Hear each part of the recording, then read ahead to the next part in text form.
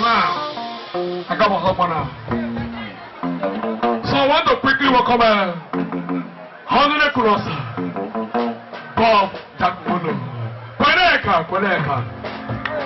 The first music opening from 1992 to 1992. Look at that. How many years ago? 93. You're saying 93. Thank you very much. So because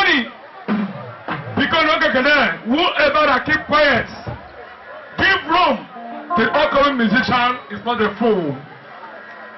Man and woman, I see not my far. I don't really have one. So I give room to people to penetrate from Takmono and good way. I know you play the guitar. Go and show them your talents. Put your hands together as you welcome Takmono on stage. Koroga ina kayena negwo kore no gariro mamono koro ga kwaye evendo. Ladies and gentlemen, put your hands together for Takmono, a very great musician in the Kwa Nation, a clapping ovation as you welcome him to stay. Koroga ina kayena no kwane korona kayena koro some of our for money. Shawari musician.